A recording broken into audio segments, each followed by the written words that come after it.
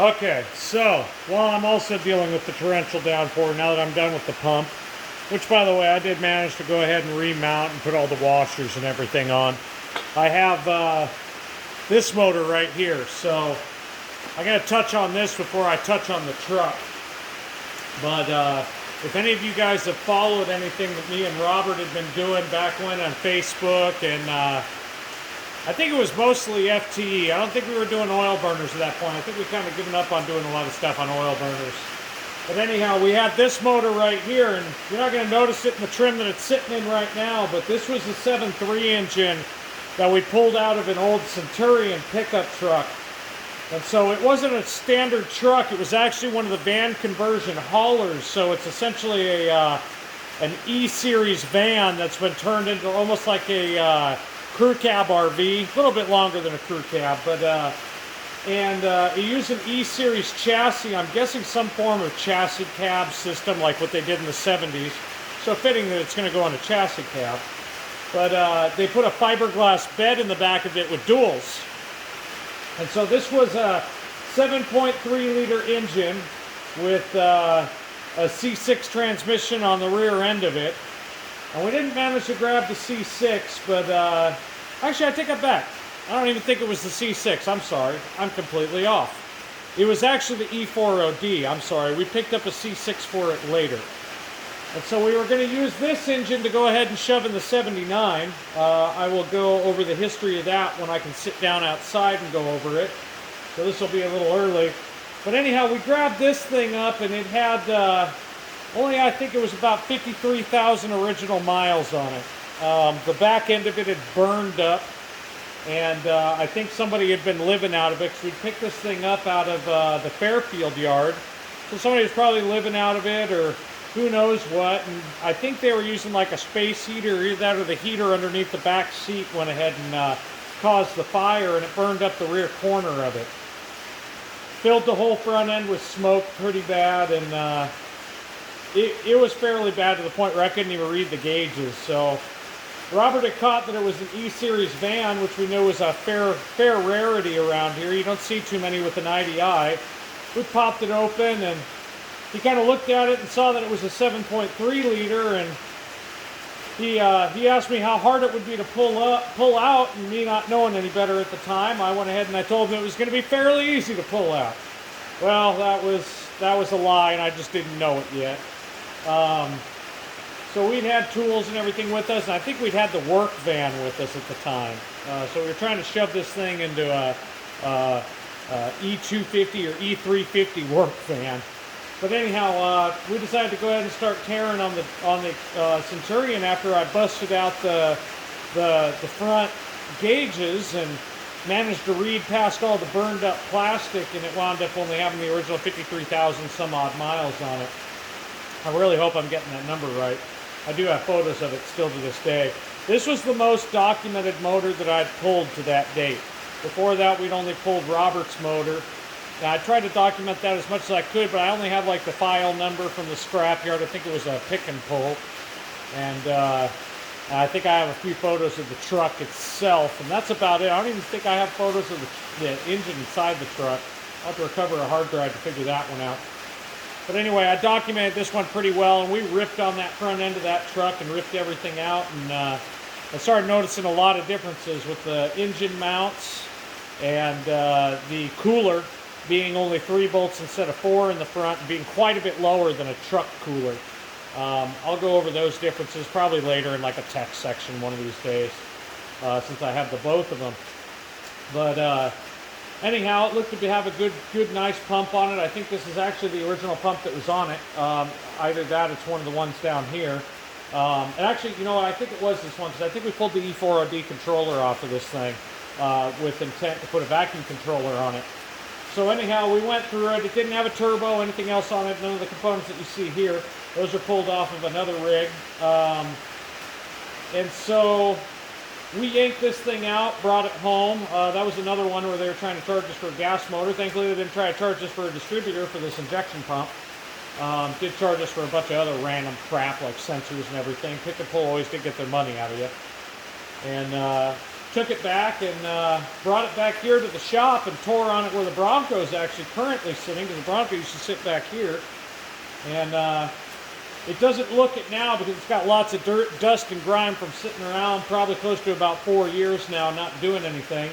But I mean, there's perfect cross hatching in the cylinders and everything. Now there's a little bit of surface rust and some dirt buildup. But I mean, you can't even barely feel a ridge here where the carbon buildup is. I mean, you can feel it in some of the cylinders. I think this one has a noticeable ridge. This one here, hardly feel anything. So you know it wasn't run hard and, you know, put away wet. And we went to go tearing into it and looked at the heads, and it looked like maybe it had like some valve guides that maybe needed to be redone. So Robert sent out the heads to go ahead and be rebuilt. I actually have those currently loaded up in the truck right now. So we sent those out to Steve at Valley Bouncing Machine and had the heads rebuilt. And at the time, this other 6.9 was out there for Robert's truck. And I think about then we were buying the 6.9 for my truck, the 76, which, again, I'll talk on later. If you guys know me fairly well, you already know that truck. But he had the intention of bringing this to Steve and having it freshened up. Really, honestly, this thing wasn't ever going to be a wild engine or anything. Probably stay on 58 cc's and the like. Maybe see 90 cc's at the most, the fueling. We intended on putting a turbo set on it and couldn't find a turbo set anywhere, so we were going to keep it NA for the longest time. And then the turbo I'm going to be throwing on Robert's truck wound up being the turbo that we were going to put on this truck. We were just going to do an atmospheric 093, do a rebuilt core from Justin, maybe get a wicked wheel too, and call it done. You know, something just basic, so that way you can haul around with a diesel, you have all the torque and everything else like that, you get the reliability, but you're not trying to power the truck. And now, the truck did come with a motor, but I will touch that again when I get around to sitting down in front of the truck and giving you guys a basic tour. But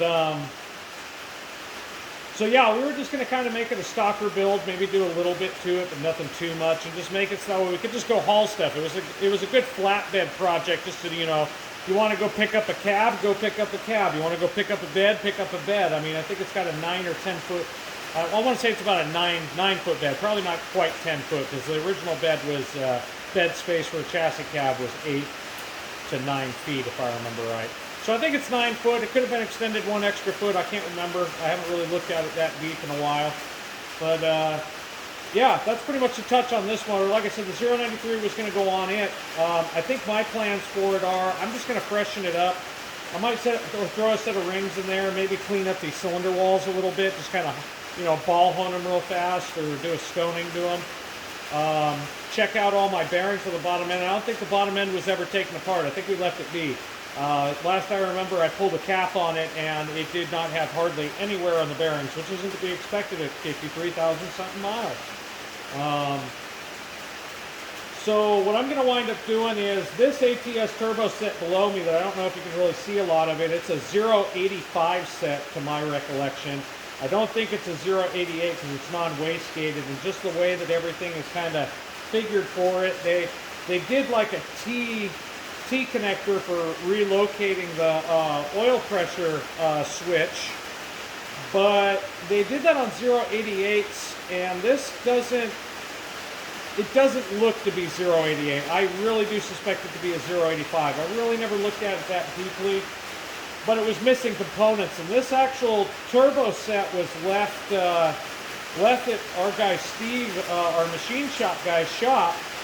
And he had left, the guy that was building the motor with him had left the motor and the turbo set and everything else, and never came and picked it up. Had a bunch of work done to the motor and everything else like that, got coated pistons, a few other things here and there, and he never picked it up from the shop. So me and Robert bought it at a deal, and that's actually the motor that's in my 76. So this turbo set was never really used. It got sat on the shelf.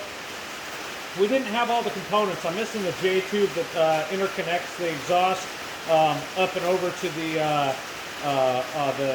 Y bracket. And actually, I don't even know that I have the Y for this either. I might have to see if I can track that down. It's a pretty hard part to find. I have the down pipe. It doesn't fit up very well. I don't know how the fitment should be, to be honest. I have never messed around with a 085 or a 088 in my life past looking at one going, ooh, it's pretty. So this will be a learning experience for me. I'm also going to have to see how well they're going to fit in a dead side application, because I have yet to try and swap one in. So this might just be an exercise in futility for me. Irregardless, if anything, I will try and find a way to modify parts to it. Might even try to find another turbo that will fit to it. To my knowledge, it should be a T3, T4 style turbo, but we will see. So I figured before wrapping this up and throwing some cellophane over it, and I got the diaper over the top just so I know the dust and stuff is kind of working its way deeper into the motor. This will likely have to be cleaned. I would go ahead and show it to you and just kind of do this as like kind of a secondary bonus video, I guess. Just some filler. But yeah, if you're interested in this one, I haven't come up with a project name for the truck yet. I eventually will. When I do, I will let you know. But for now, it doesn't have any tags or anything else like that. So I'll keep you up on to date for this one. I will probably make an entirely new playlist just for this motor and this truck. But yeah, I'll have at least 3 projects on the channel at minimum. So yeah, like, subscribe. Make sure to share with your friends. Doesn't have to be this video. Again, this is just kind of filler, just kind of BSing. These videos will improve with some time, and once I can get back to my video editing machine, and I'm not so impatient to go ahead and post these as just raw video. So anyhow, thank you for watching. I really do appreciate your interest, and hopefully we can kind of make some cool stuff happen on video and whatnot. If anything, it'll be a learning experience, or it'll just be kind of something for somebody to kind of watch and kind of use as a guide one of these days. You know, if one person benefits from any of this, I think my job here is pretty well justified. So anyhow, if you have any questions or anything for what my plans might be for anything else, go ahead and comment, or you know, send me a DM if you want some tech information. I usually tend to be a little slow on them, but I will get to you, I promise. Anyhow, yeah, thank you again.